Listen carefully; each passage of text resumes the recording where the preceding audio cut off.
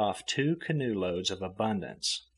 There were yams, taro, feies, breadfruit, coconuts, oranges, limes, pineapples, watermelons, alligator pears, pomegranates, fish, chickens galore crowing and crackling and laying eggs on our decks, and a live pig that squealed infernally and all the time in apprehension of imminent slaughter. Under the rising moon we came in through the perilous passage of the reef of Bora Bora and dropped anchor off Vaiatape village. Biarua, with housewifely anxiety, could not get ashore too quickly to her house to prepare more abundance for us.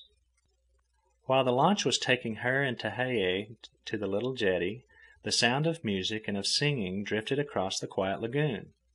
Throughout the Society Islands we had been continually informed that we would find the Bora Borans very jolly.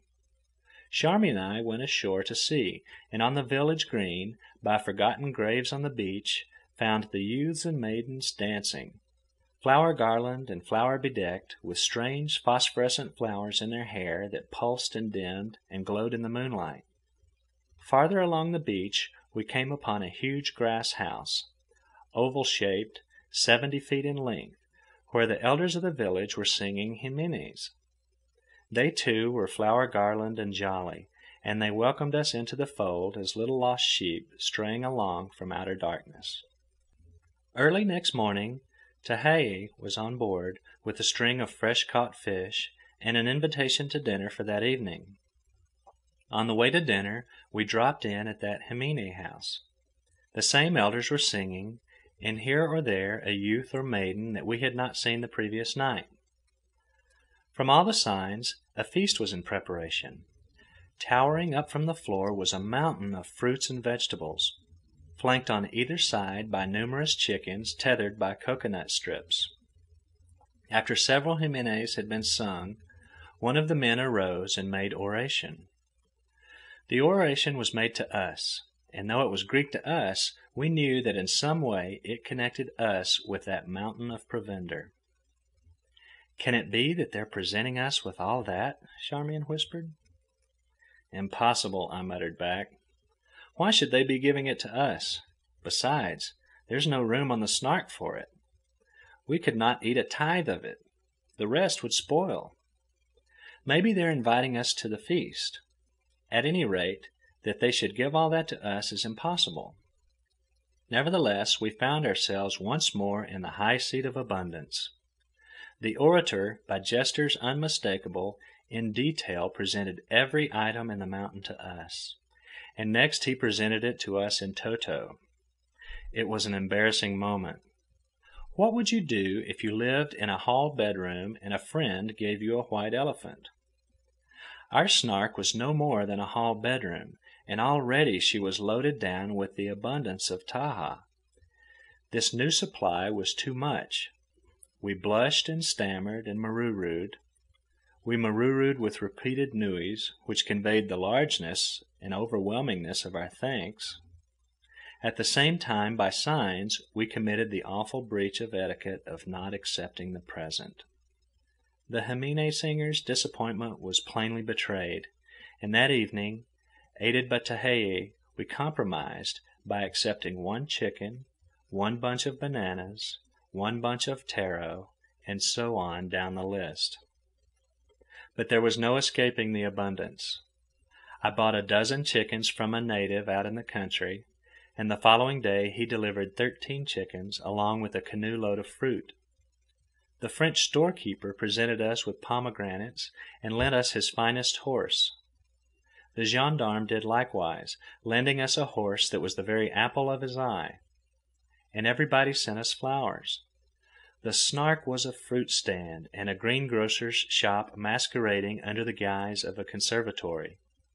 We went around, flower garlanded, all the time. When the himine singers came on board to sing, the maidens kissed us welcome, and the crew, from captain to cabin boy, lost its heart to the maidens of Bora Bora. Tehei got up a big fishing expedition in our honor, to which we went in a double canoe, paddled by a dozen strapping Amazons. We were relieved that no fish were caught. else the Snark would have sunk at her moorings. The days passed, but the abundance did not diminish. On the day of departure, canoe after canoe put off to us. Tehei brought cucumbers and a young papaya tree burdened with splendid fruit. Also for me, he brought a tiny, double canoe with fishing apparatus complete. Further, he brought fruits and vegetables with the same lavishness as at Tahaa. Bihaura brought various special presents for Charmian, such as silk cotton pillows, fans, and fancy mats. The whole population brought fruits, flowers, and chickens, and Bihaura added a live sucking pig. Natives, whom I did not remember ever having seen before, strayed over the rail and presented me with such things as fish poles, fish lines, and fish hooks carved from pearl shell.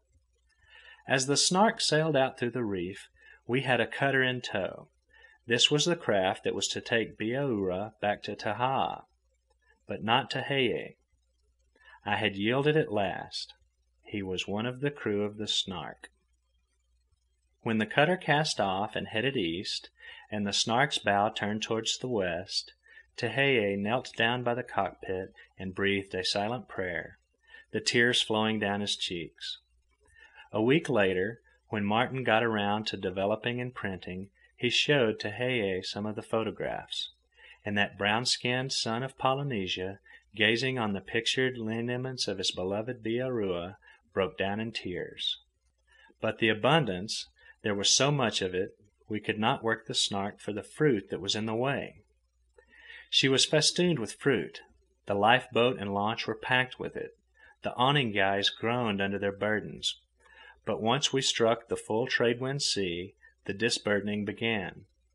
At every roll, the Snark shook overboard a bunch or so of bananas and coconuts, or a basket of limes.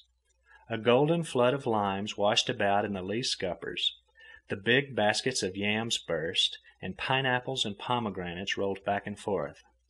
The chickens had got loose and were everywhere, roosting on the awnings, fluttering and squawking out on the jib boom, and essaying the perilous feat of balancing on the spinnaker boom. They were wild chickens, accustomed to flight. When attempts were made to catch them, they flew out over the ocean, circled about, and came back. Sometimes they did not come back, and in the confusion, unobserved, the little sucking pig got loose and slipped overboard. On the arrival of strangers, every man endeavored to obtain one as a friend and carry him off to his own habitation, where he is treated with the greatest kindness by the inhabitants of the district.